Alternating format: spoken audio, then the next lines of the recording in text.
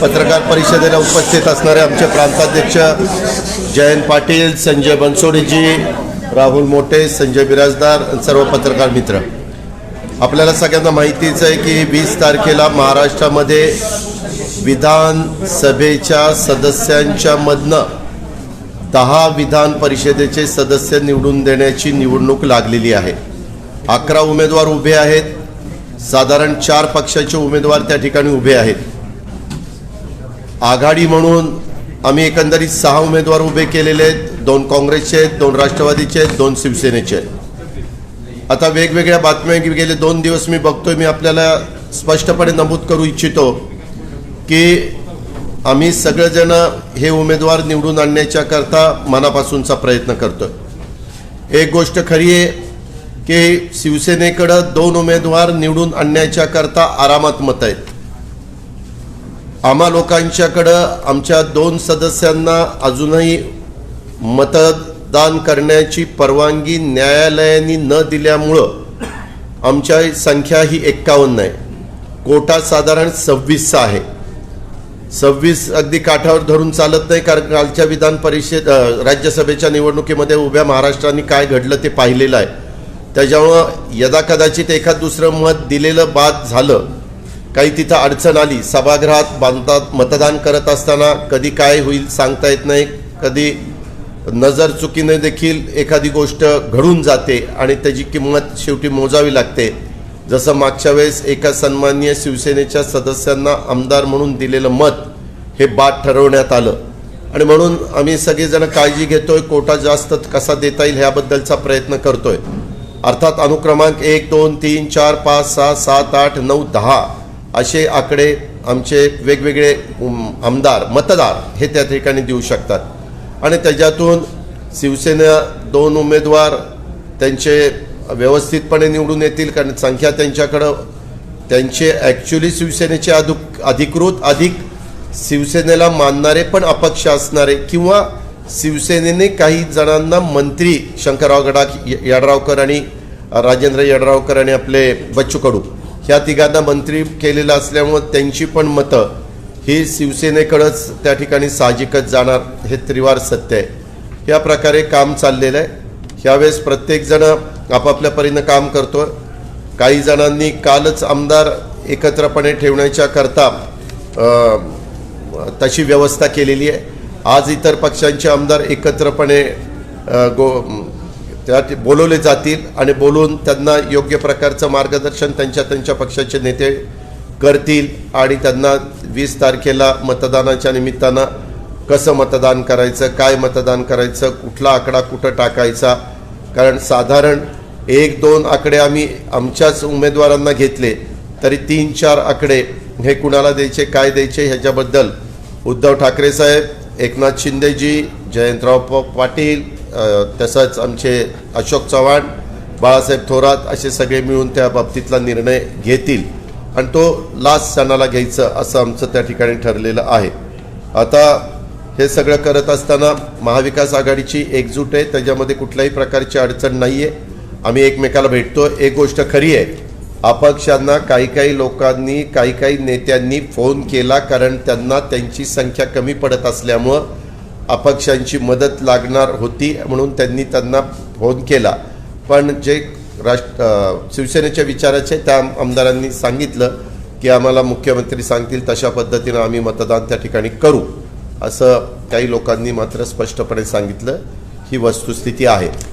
हे मतदानाचं झालं। तसंच देशात सध्या अग्निपथ योजनेच्या विरोधामध्ये प्रचंड रोष काही राज्यांच्या मध्ये तरुणांच्यात विशेषतः पाहायला मिळाला आणि त्याच्यामध्ये खूप मोठ्या प्रमाणावर सार्वजनिक जी काही संपत्ती असती, राष्ट्राची जी संपत्ती असती त्याचं नुकसान झालं। कितीतरी रेल्वे स्टेशन फोडण्यात आली, कितीतरी रेल्वे गाड्या जाळण्यात आल्या, अशा प्रकारचं एक असंतोष समाजामध्ये पाहायला मिळाला। परंतु आता केंद्राने त्याच्याबद्दल निर्णय घेतला। वयाची अटीच्या मध्ये थोडीशी मुभा दिली, ती खरं तर आधीच दिली असती तर ही परिस्थिती निर्माण झाली नसती, पण तसं घडलं नाही आणि त्याच्यामुळे शेवटी रोष कुठेतरी थांबावा माझी पण महाराष्ट्रातल्या तरुण सहकाऱ्यांना आणि सर्वांनाच विनंती आहे की कुठल्याही परिस्थितीमध्ये तुम्हा लोकांच्यावर अन्याय होणार नाही अशा पद्धतीची खबरदारी आम्ही सगळेच जण घेऊ. पण राष्ट्रीय संपत्तीचं नुकसान करणं हे आपल्या सगळ्यांच्या हिताचं अजिबात नाही. त्याच्यातनं देशाचं नुकसान होतं आहे, राष्ट्रीय संपत्तीचं नुकसान होतं आहे, ह्याची पण नोंद तरुणांनी घ्यावी. मला तरुणांच्या भावना लक्षात येत आहेत, कारण ते आज नोकरीचा यक्ष प्रश्न निर्माण झाला ह्या महागाईच्या काळामध्ये. त्याच्यामुळे प्रत्येकाला वाटतं की बाबा आपल्याला इथं संधी मिळाली पाहिजे, अशा प्रकारची साहजिकच त्याची अपेक्षा आहे. आणि त्याच्याबद्दल वेगवेगळी प्रकारची स्टेटमेंट आजच वेगवेगळ्या मीडियामध्ये आलेली आहेत आणि त्याच्यातून मार्ग निघाला आहे असं चित्र समोर आलेलं आहे. ह्याच्या दादा एक असं पण बोललं जाते, नाना पटोलेंनी आता विधान केलेलं आहे, कुठेतरी आमदारांवरती केंद्रीय यंत्रणांचा दबाव टाकून त्यांना मतदान करण्यासाठी भाग पाडलं जाते. फोनवर अशा प्रकारचं वक्तव्य होतं असं ते म्हणतात. राष्ट्रवादीच्या आमदारांनी असं आम्हाला अजून कुठल्याही आमदारांनी तसं सांगितलेलं नाही. आज संध्याकाळी आमच्या सगळ्या आमदारांची बैठक प्रांताध्यक्षांनी बोलवलेली आहे. त्याला स्वतः राष्ट्रीय अध्यक्ष आदरणीय पवारसाहेब मार्गदर्शन करणार आहेत. आम्ही लोक सगळे तिथं उपस्थित राहणार आहोत. त्यावेळेस काही कुणाला जर तसं झालेलं असेल, पण अजून तरी मला कुणी फोन करून तसं सांगितलेलं नाही की बाबा आम्हाला अशा अशा पद्धतीनं कोणी फोन केला आणि दबाव आणला, असं काही सांगितलेलं नाही. राज्यसभा निवडणुकीच्या वेळी तिन्ही पक्षांच्या एकत्रित बऱ्याच बैठका झाल्या होत्या, मात्र यावेळी तसं चित्र पाहायला मिळत नाही. ह्यावेळेस काय झालंय, आमदार निवडून देत असताना प्रत्येकाकडे आपला आपला कोटा आहे. मागच्या वेळेस काय झालेलं होतं, तिघांचे 3 उमेदवार व्यवस्थितपणे निवडून येऊन तिन्ही पक्षाकडं मतं काही प्रमाणात शिल्लक होती. शिवसेनेकडे जास्त होती, त्याच्यानंतर खालोखाल राष्ट्रवादीकडे होती आणि त्याच्या खालोखाल काँग्रेसकडे होती. त्याच्यामुळं त्या सगळ्यांच्यामध्ये एकत्रपणे बसून निर्णय घेणं गरजेचं होतं, म्हणून तशा प्रकारची एकत्र बैठक झाली. आता मात्र शिवसेनेला त्यांचे 2 निवडून आणायचे, त्यांची संख्या तुम्हाला माहिती आहे 56 आहे. त्याच्यातल्या एकाचं दुःख निधन झालं म्हणजे 55. साधारण 27-28चा कोटा किंवा 30चा कोटा दिला तरी त्यांचे आणि त्यांचे मंत्री केलेले असे मिळून त्यांचे 2 व्यवस्थितपणे निघतील असं आत्ताचं चित्र आहे. आमच्या 2 लोकांना मताचा परवानगी न दिली मताला जाण्याची, त्याच्यामुळं आम्हाला मात्र संख्या कमी पडते.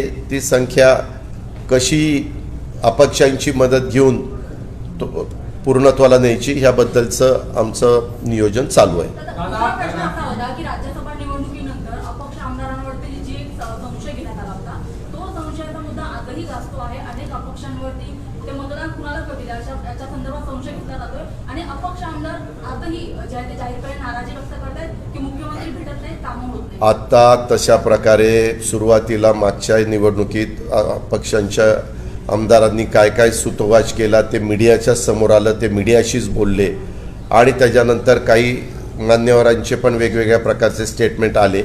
परंतु आता सगळ्यांचे स्टेटमेंट अपक्षांची सर्वांनाच गरज आहे. अपक्ष पण 5-5 लाख लोकांचं प्रतिनिधित्व करतोय, त्याला त्यांचा मान सन्मान ठेवून त्यांना रिस्पेक्ट देऊन त्यांचं मत मागितलं पाहिजे. लोकशाहीमध्ये शेवटी अशा प्रकारे आरोप प्रत्यारोप करून मार्ग निघत नाही आणि ह्यावेळेस आम्ही सगळेजण त्या अपक्षांशी संपर्क साधून कसं ते मत आपल्याला घेता येईल, आपल्या अधिकृत उमेदवारांना निवडून आणण्याच्याकरता घेता येईल, हा प्रकारचा प्रयत्न आम्हा लोकांचा चाललेला आहे.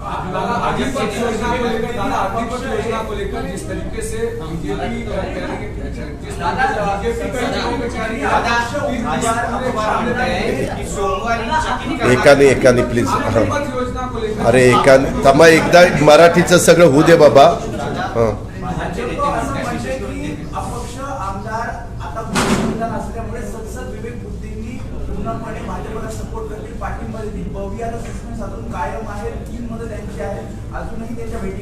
आमदार बहुजन विकास आघाडीला सगळे जाऊन भेटले. रामराजे नाईक निंबाळकर साहेब पण जाऊन भेटले, भाजपचे पण उमेदवार जाऊन भेटले, काँग्रेसचे पण प्रांताध्यक्ष आणि उमेदवार त्या ठिकाणी जाऊन भेटले. प्रत्येक जे स्वतंत्र विचाराचे आहेत त्यांना भेटून मत मिळवणं हे निवडणुकीला उभं असणाऱ्या उमेदवाराचं किंवा ज्या पक्षाचे उमेदवार असतात त्या पक्षाचं कामच असतं. तशा पद्धतीनं प्रत्येकजण जाऊन त्यांना भेटतंय. त्याच्यातनं क्षितिज ठाकूर म्हणून एक आमचे आमदार आहेत, तरुण सहकारी आहेत, हितेंद्रचे चिरंजीव, ते मात्र परदेशात गेलेले आहेत. ते येऊ शकतील का नाही ह्याच्याबद्दल शंका व्यक्त केली जाते. त्याच्यामुळं एक तर आपल्या 288 मध्ये एक जण मयत आहे, 87 दोघांना अजून परवानगी देण्यात आलेली नाही. मागचा अनुभव घेता काय होईल सांगता येत नाही, म्हणजे ते 2 कमी झाले. 85 क्षितिज जर नाही आला तर 84, मग शेवटी 284 जर संख्या राहिली. उद्याच्याला भाजपचे 2 थोडेसे गंभीर आजारांनी असणारे आमदार आहेत पुण्यामध्ये, ते मागच्या वेळेस सारखं जर त्यांनी आणलं तर मग संख्या 284 पर्यंत त्या ठिकाणी राहील. आणि 284 संख्या असताना 10 उमेदवार निवडून जायचं म्हणजे कोटा किती, तर तो साधारण 25 पॉईंट वर काहीतरी येईल, म्हणजे 26च येईल. अशा पद्धतीची परिस्थिती आजच्या घडीला आहे आणि प्रत्येकजण आपापल्या परीनं त्यांना भेटायचं, त्यांना विनंती करण्याचं काम त्या ठिकाणी करतंय. आपण जे सांगितलं की ते म्हणले सद्विवेक बुद्धीला स्मरून, कुठलीही व्यक्ती कुठल्याही निर्णयाच्या बद्दल ज्यावेळेस जाती मत द्यायला जाते, जसं मतदार त्यांच्या सद्विवेक बुद्धीला स्मरून मतदान करत असतात जनरल निवडणुकीत, तशाच पद्धतीनं ह्याही निवडणुकीमध्ये जे पक्षाचे आमदार आहेत ते त्यांच्या पक्षाच्या अधिकृत उमेदवारांना सांगितल्याप्रमाणे मतदान करतील. पण जे अपक्ष आहेत ते त्यांच्या सद्विवेक बुद्धीला स्मरूनच मतदान करणार आहेत. परंतु आम्ही त्यांना सांगताना असं सांगतो, ती सद्विवेक बुद्धी आमच्या उमेदवाराच्या बाबतीत कशी निर्माण होईल आणि आम्हाला कसं मत मिळेल असा आमचा प्रयत्न चालू आहे, तसाच विरोधकांचाही प्रयत्न चालू आहे. दिसेल ना अगं बाई, चमत्कार होईल का आणखीन काय होईल ते सगळं दिसेलच ना. फार त्याच्याबद्दलची चर्चा करायला काय.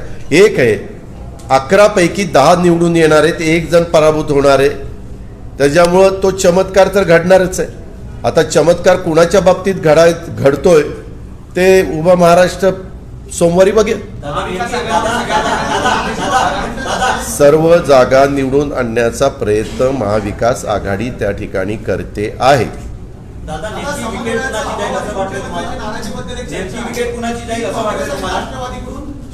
जे 26चा आकडा गाठायला कमी पडतील त्याची विकेट जाईल.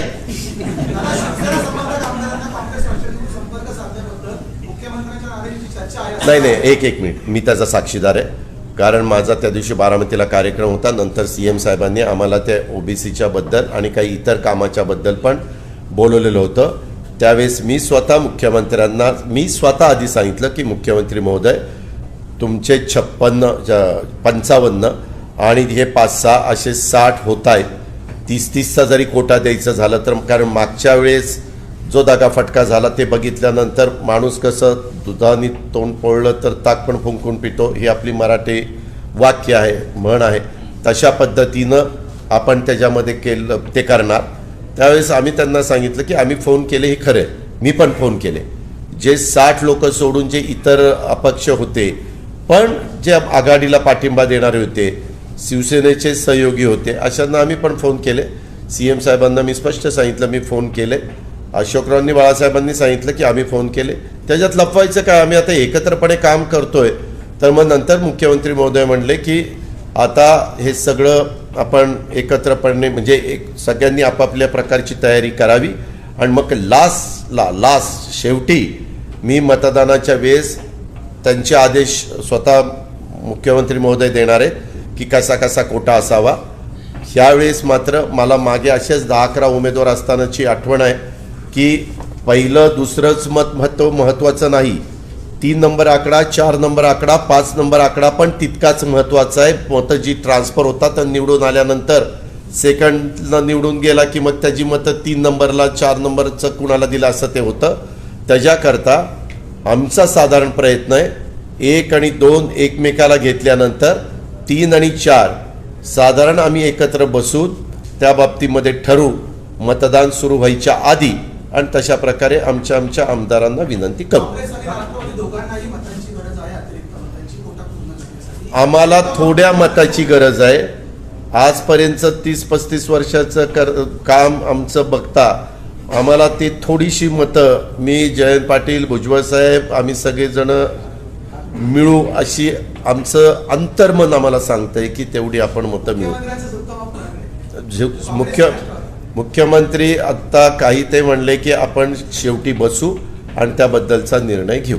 साधारण मुख्यमंत्र्यांचाही कल साईच्या साई उमेदवार निवडून येण्याच्या बद्दलचा आहे. ते संपूर्ण माहिती घेऊन कुणाला मत देणं गरजेचं आहे ते बघतील आणि त्या पद्धतीने निर्णय देतील. दादा देवेंद्र फडणवीस म्हणतात की संजय राऊतांना मतदानाच्या वेळेस सोबत घेऊन जायला परवानगी द्यावी. त्यांनी त्याचं मत मांडलं. तुम्हालाही माहिती आहे की उद्या मी म्हणालो की मला तुम्हाला बरोबर घेऊन मत द्यायची परवानगी देणार आहे का कुणी? म्हणायचं असतं. कारण त्यांच्यावर डायरेक्ट त्यांनी आरोप केला, त्याच्यामुळं ते म्हणले बाबा तुम्ही स्वतः चला, तुमच्या देखत मतदान करतो. ह्याच्यातला अर्थ तर उगीच कशाचं काय परीचा कावळा कशा करता ते ह्या कानाचं ऐकायचं आणि त्या कानाने सोडून द्यायचं. देश भर में विवाद चल रहा है, कई जगहों पे आगजनी हो रही है, दंगे जैसे नौबत आ गई है, इस योजना के बारे में आपका क्या मत है? और ये देखो, इसके बारे में अग्निपथ, ये जो नई योजना गवर्नमेंट ऑफ इंडिया ने लाई थी, उसमें यूथ जो थे उनको अच्छा नहीं लगा. वो बोले कि उसमें जो एज का लिमिट उन्होंने डाला है वो हटाओ. और ये सही है क्योंकि 2 साल गए कोरोना में. 2 साल में हमारे यूथ, पूरे देश के यूथ को जितना नौकरी के बारे में चांस मिलना चाहिए था वो नहीं मिला. आपने बीच में सुना होगा और भी कोई गवर्नमेंट ने इसके बारे में एज लिमिट हटाने का तय किया है अलग अलग इसमें रिक्रूटमेंट में. वैसा इसमें भी करना चाहिए था, लेकिन अभी सेंट्रल गवर्नमेंट ने उसके बारे में डिसीजन लिया है और अभी मेरे ख्याल से सभी यूथ लोग उसके बारे में सहमत है. दादा, विधान परिषद चुनाव को लेकर जिस तरीके से शिवसेना के पास पर्याप्त मत है, आप लोगों के पास कम है, आप लोगों ने फोन किया, उसको लेकर के भी शिवसेना में नाराजी बिराजी बिल्कुल नहीं. नाराजी बिल्कुल नहीं. नाराजी क्या बोल रहे हैं बार बार?